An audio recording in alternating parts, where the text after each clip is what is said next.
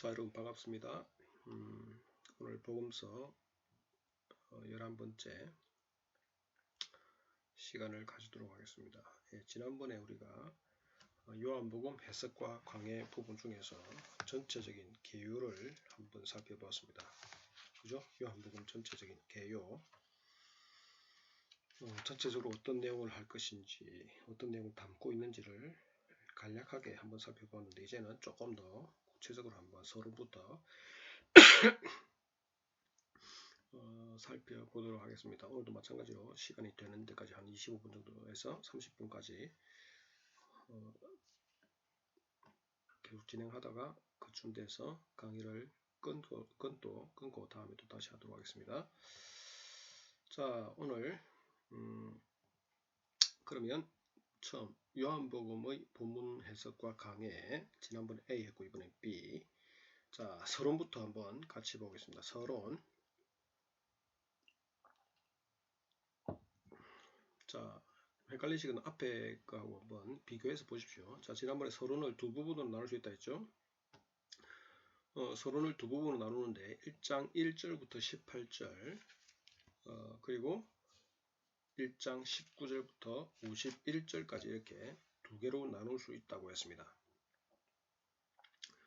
요한복음의 저자는 예수님의 행적을 기술하기 전에 먼저 예수님이 누구인지를 소개하고, 이어서 여러 사람들이 그 예수님을 메시아로 인식하고 증언한 사실을 소개하고 있습니다. 네. 그래서 여러 사람들 중에는 세례 요한이 있고, 안드레가 있고, 빌립이 있고, 나다나엘이 있습니다. 사실 여러분 여기서도 사실은 구체적으로 할 수는 없고요. 여러분 그 보시면 여러분들이 가지고 있는 페이지 34페이지 보시면 이 내용이 그대로 있고, 그 다음에 저 뒤에 가서 더 구체적으로는 여러분들이 가지고 있는 교재에 57페이지 가보시면 이제 조금 더 구체적으로, 그죠? 한번 지금 보십시오. 배경, 그리고 구조, 그리고 구약적인 배경, 그 다음에 본문 설명, 이런 식으로 해서 좀 더 구체적으로 다 설명되어 있습니다. 그래서 제가 여러분들에게 책에 있는 거 다 읽어줄 필요는 없을 것 같고, 전체적으로 어떤 내용인지 쭉 하고, 그 다음에 혹시 이제 시간이 되면 여러분들이 각자 엑스포지션을 한번 준비해보는 그런 형식으로 하도록 하겠습니다. 그래서 여기서 이제 쭉 서론 이런 부분이 나가면 여러분들은 그 뒤에 나중에 개인적으로 57페이지부터 시작해서 한번 쭉 읽어보십시오. 읽어보시면 다 이해되실 겁니다. 그리고 읽어보다가 또 이해가 안 되면 단톡방에 질문하든지 그런 식으로 하시면 될 것 같습니다. 자, 그래서 어쨌든 서론 부분에 두 부분 나누는데, 첫 번째는 예수님이 누구인지, 예수님이 누구입니까? 메시아죠, 그죠? 메시아로 소개하고, 이어서 여러 사람들이 그 예수님을 메시아로 인식하고 전한 사실에 대해 소개합니다. 자, 그렇다면 여러분들이 이제 성경을 읽을 때 그냥 이렇구나 해도 상관없지만은, 이제 공부하는 학생들로서 또 본문을 분석하는 사람들로서 앞으로 분석해야 될 사람으로서 그러면 왜 이러한 내용들을 여기서 이야기하고 있을까? 네. 저자인 요한은 왜 여기서 이렇게 이야기하고 그 다음 이런 사람들을 내세워서 이렇게 하고 있을까라는 것을 자꾸 의문을 가지거나 생각을 하면서 읽어보셔야 됩니다. 네. 이유가 있을 거 아닙니까? 그죠? 자, 그래서 그 설명하면, 자, 이와 같이 함으로 저자는 요한복음의 1차 독자들로 하여금 자신이 소개하는 예수님이 참 메시아임을 증거하려고 했을 것이다. 참 증거하려고 했을 것이다.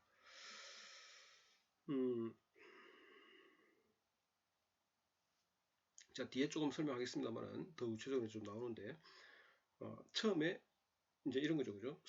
이야기 이제 전체 예를 들어 이제 1장부터 21장까지 할 때에 처음에 예수님은 하나님이다 빵 때려놓고, 그 다음에 그에 대한 증인들이 많이 있다. 증인들이 많이 있다라는 사실을 내세움으로써 이러한 사실을 읽고 이러한 그 사실을 읽는 독자들이 봤을 때에 예수님이 있고 그리고 실제로 살았던 실제로 존재했던 세례 요한, 안드레, 빌립, 나다나엘이라는 사람이 각각 이 예수님을 하나님의 아들 또 메시아로 인정했다는 그 사실로 인해서 예수님이 뭡니까? 복음이신 예수님이 진짜로 하나님의 아들이구나 라는 것을 그 증언들을 통해서 독자들이 깨닫게 된다는 것입니다. 어쩌면 그런 의도를 가지고 이렇게 배치하지 않았나 그렇게 생각이 됩니다. 자, 그럼 첫 번째 봅시다. 1장 1절부터 18절 이 땅에 오신 하나님, 그죠? 예수님 곧 이 땅에 오신 하나님이겠죠? 자, 예수님은 이 땅에 오신 하나님이십니다. 자, 첫 번째 부분에서 저자는 예수님을 말씀으로 소개하죠. 말씀으로 소개하는데 그 말씀의 본질에 대해서 설명을 하고 있습니다. 1장 1절부터 4절. 그 말씀이 어떤 말씀입니까? 그 말씀은 본질이 뭡니까? 태초부터 계신 하나님이고, 그리고 태초부터 계신 하나님이고, 영원하신 분이고, 그런 모든 것을 창조한 분으로서 우리의 존재의 근원이시고 모든 생명의 근원이시라는 것을 이 초반부에서 이야기하고 있습니다. 그러니까 예수님이 하나님이라는 것을 나타내 보여주고 있다는 것입니다. 자, 놀라운 사실은 그 말씀은 세상이 창조되기 이전부터 존재했고 계속해서 빛을 비추었음에도 불구하고 어두운 세상은 그 빛을 깨닫지 못했다는 것입니다. 1장 5절 보시면 빛이 어둠에 빛이 돼 어둠이 깨닫지 못하더라. 10절에 그가 세상에 계셨으며 세상은 그로 말미암아 지은 바 되었을 때 세상이 그를 알지 못하였고, 계속해서 존재했지만은 세상이 그를 깨닫지 못했다는 것입니다. 더 놀라운 사실은 심지어 자기 백성들도 그를 영접하지 않았다고 1장 11절에서 이야기를 하고 있습니다. 자, 그럼에도 불구하고 하나님은 세상과 자기 백성에게 은혜를 베푸시죠. 그죠? 영접하지 아니하였으나 12절에 영접하는 자 곧 그 이름을 믿는 자들에게는 하나님의 자녀가 되는 뭡니까? 권세를 주셨으니. 그런데 13절에 보시면 이는 혈통으로나 육정으로나 사람의 뜻으로 나지 아니하고 오직 하나님께로부터 난 자들이니라. 이렇게 말씀을 하고 있습니다. 자, 다시 말해서 하나님은 세례 요한을 보내어서 빛에 대하여 증언하고 그를 통해서 모든 사람들이 믿게 하려 하는 것입니다. 5장 9절이 이제 이렇게 A, B, C, C, B, A 이런 식으로 하면서 뭡니까? 이 중앙에 있는 이것을 강조하는 것인데 그건 참고해 보시고요. 자, 자기 백성조차도 하나님을 영접하지 않았기 때문에 하나님은 자기 백성이라고 일컬음을 받을 자들 곧 혈통이나 육정이나 사람의 뜻으로 아니라 오직 하나님으로부터 난 자들을 자기 백성으로 삼을 것이다. 12장. 그죠? 이미 계셨고 또 자기 백성들에게 왔음에도 불구하고 자기 백성들이 그 하나님 되신 예수님, 그들을 만드신 창조주를 받아들이지 않는다면 하나님께서 어떻게 하시겠습니까? 지난번에도 말씀드렸죠. 그죠? 하나님의 백성이 되는 것은 어떤 혈통이나 육정, 그러니까 어떤 혈육적인 그런 것 가지고 하나님의 자녀가 되는 것이 아니죠. 특별히 지난 시간에서 잠시 언급을 했었는데 예수님의 육적인 가족들조차도 예수님은 자기를 믿지 않으면 가족으로 인정하지 않으시는. 그러니 유대인들은 뭐 도말할 나위가 없죠. 그죠? 유대인들이라고 무조건 하나님의 백성이냐? 그렇지 않다는 거죠. 혈통이나 육정으로 하나님의 백성이 되는 것이 아님을 보여주고 있습니다. 자, 이러한 회복과 구원은 전적으로 하나님에 의해서 주권적으로 이루어진다고 말씀을 하고 있습니다. 본문에도 말하고 있지만 나중에 3장이나 6장에도 보시면 그런 말씀들이 있습니다.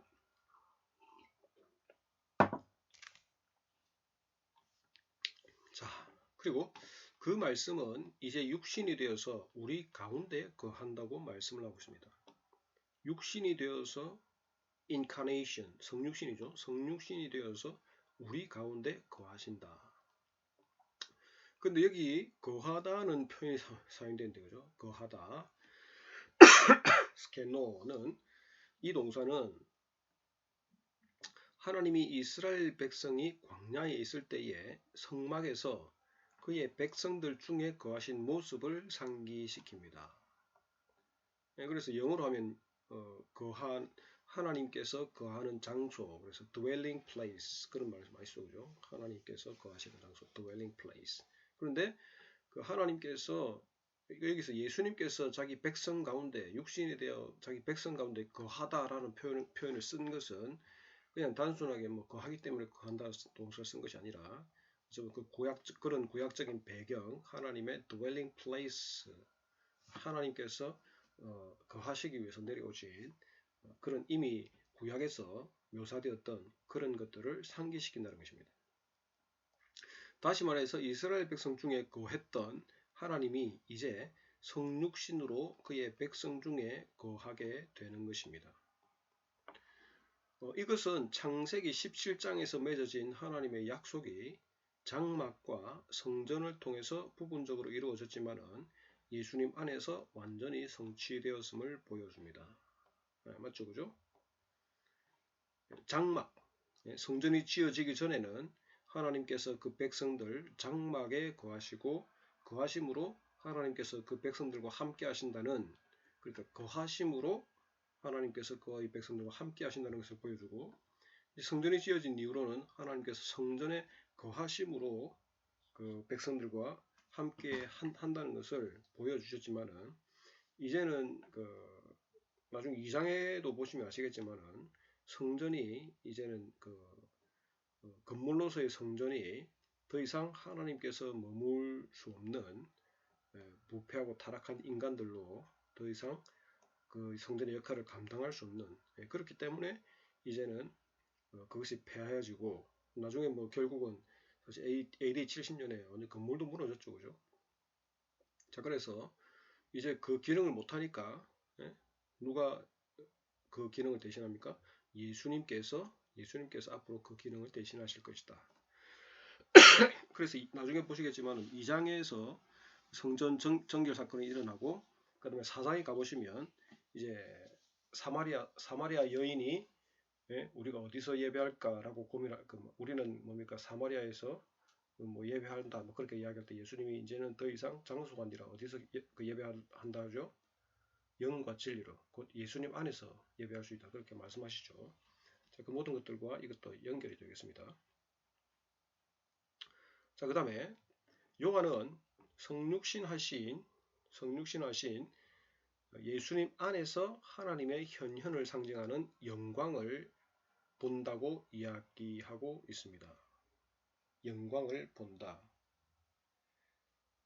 자, 거기 보시면 어디에 있습니까?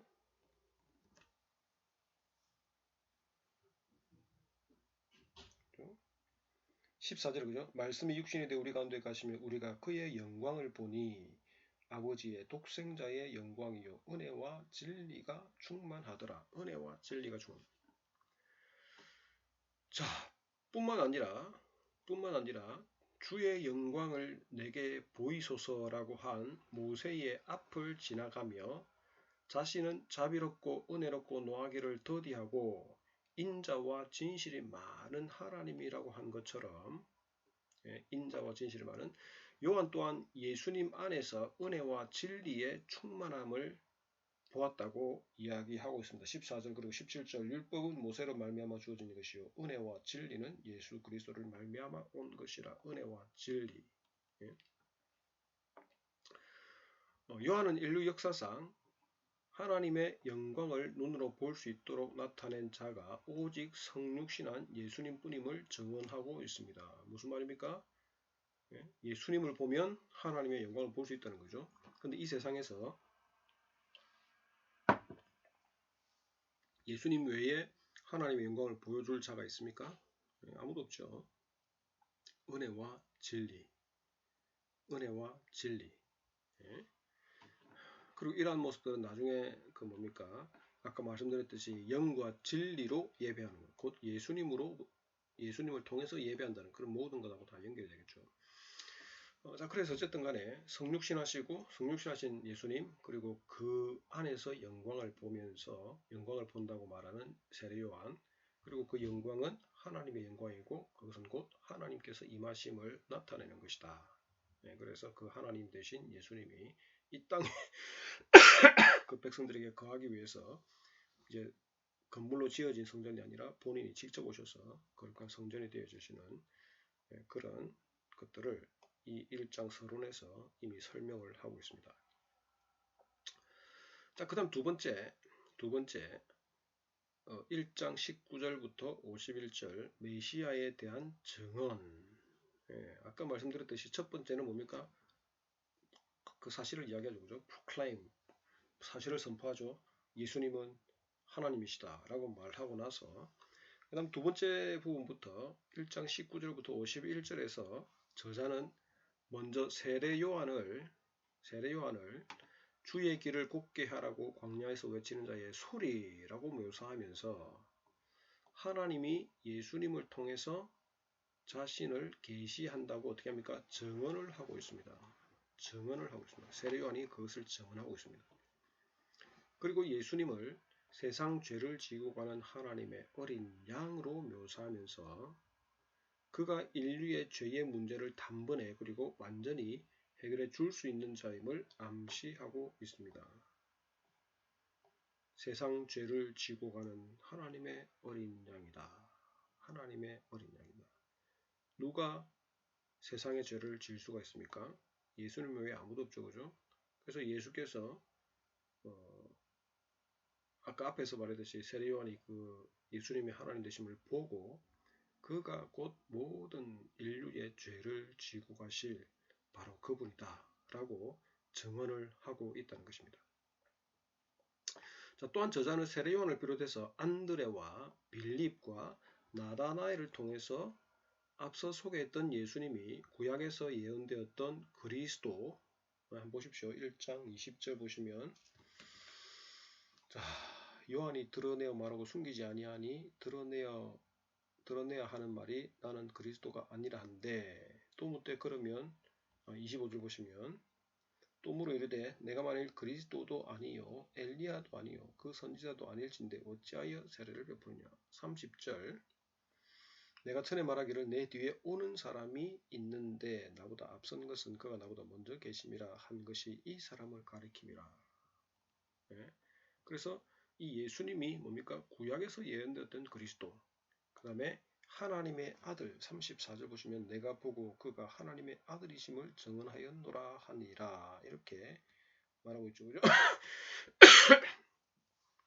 그리고 41절에 보면 그가 먼저 자기의 형제 시몬을 찾아 말하되 우리가 메시아를 만났다 하고 누가 그랬죠? 네. 안드레가 그랬죠. 안드레가 메시아라 그렇게 고백을 하고 있습니다.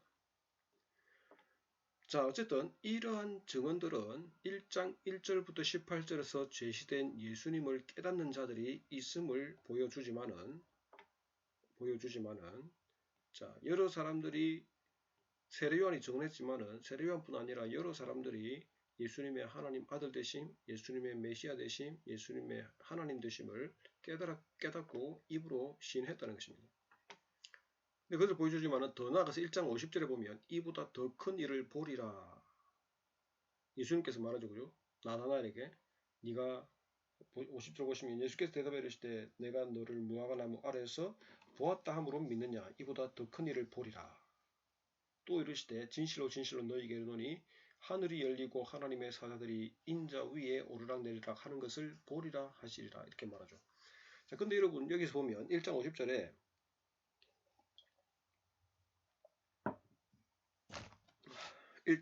보면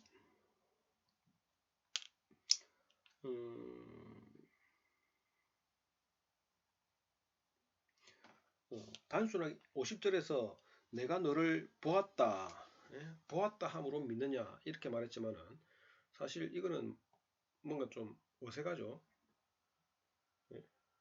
그래서 이거를 보았다라고 단순한 그냥 내가 보았는데 어떻게 나다나엘이 그걸 압니까? 본 거 그 무슨 상관입니까? 단순히 예수님이 나다나엘을 그러니까 나다나엘이 저 멀리 무화과 나무 있을 때에 내가 너를 보았다 이렇게 하면 다 볼 수 있는 거 아닙니까? 그러니까 보았다는 그 문자적 의미 그대로 아는 것이 아니라 보고 예수님이 나다나엘이 누군지 알았다 그 말이죠. 그죠? 보다 알다 그 말이겠죠. 그죠?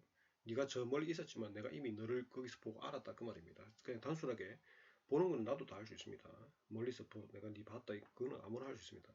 그냥 단순하게 봤단 말이 아니라 어쩌면 더 정확하게 하면 네가 저 멀리 있었고 네가 나를 알지 못하고 내가 너를 알지 못할 때부터 네가 저 멀리 있을 때부터 나는 너를 알았다 그 말이겠죠. 자, 그리고 나서 1장 51절에서 하늘이 열리고 하나님의 사자들이 인자 위에 오르락내리락 하는 것을 보리라고 기록한 것처럼 예수님 자신의 죽음을 통해서 독자들이 더 큰 일을 볼 것이라는 기대를 가지게 하고 있습니다. 자, 여기서 설명은 없네요. 자, 여기 보시면 여러분들이 51절 특히 51절을 보시면 뭐가 생각납니까?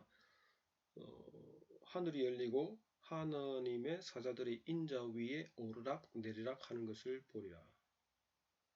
하늘이 열리고 인자 위에 오르락 내리락한다. 이러한 표현들은 야곱이죠. 야곱을 생각나게 하죠. 그죠? 야곱이 구약시대 때에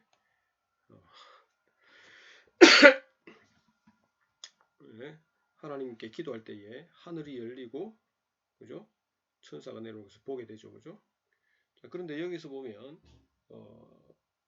하나님의 사자들이 인자 위에 오르락내리락 하는 것을 하나님의 사자들이 인자 위에 오르락내리락 하는 것을 본다는 것은 뭐 나중에 또 나온지 모르겠지만은 그것은 예수님께서 직접 하늘나라로 가는 뭡니까? 문이 되고 길이 된다는 말이죠. 나중에 그 개념들이 다 나타나죠. 그래서 단순하게 네가 지금 내가 저 멀리서 너를 보고 너를 알았다 하는 거 이것 가지고 놀라느냐? 나중에는 더 큰 것을 볼 것이다. 더 큰 일을 볼 것이다. 더 놀라운 것을 경험하게 될 것이다. 라고 미리 1장 50절, 51절에서 그렇게 말을 하고 있습니다. 그래서 독자들도 마찬가지로 이렇게 읽으면서 도대체 무슨 일이지? 라는 그런 호기심을 가지게 되겠죠. 이런 스토리가 쭉 갈 때에 사람들이 예수님이 하나님 아들이 나타나고 몇 명이 나타나서 예수님을 증언하는데 예수님은 단순하게 너가 이거 갖고 놀라지 마라. 앞으로 더 큰 일을 볼 것이다 라고 하니까 독자들로서도 어떤 뭡니까 예를 들어서 이 내러티브로 봤을 때에 어떤 극적인 상황을 보게 되는 거죠. 도대체 이분이 어떤 일을 보여줄까? 도대체 그 큰 일은 어떤 것일까? 라고 생각하면서 그것을 기대하게 된다는 것입니다. 자, 그래서 제가 간략하게 1장 부분을 했는데 시간이 또 한 24~25분 되는 것 같아서 지금 또 시작하면 더 길어지기 때문에 제가 일단 여기서 끊고 그 다음 강의에서 뒤에 부분 그죠? 2장 1절부터 4장 54절 여기 좀 더 하도록 하겠습니다. 자, 여기까지 보시고 다시 성경도 좀 보시면서 또 뒤에 이해가 안 되면 그 뒤에 아까 57페이지죠, 그죠? 거기 설명한 부분들 몇 장 되니까 그 설명한 부분들을 좀 자세하게 읽어보시면 제가 여기서 말했던 간략간략하게 이야기했지만은 제가 여러분들에게 말한 것이 무슨 내용인지 무슨 의미인지 더 자세히 알 수 있을 것입니다. 자, 여기까지 하고 마치겠습니다. 수고했습니다.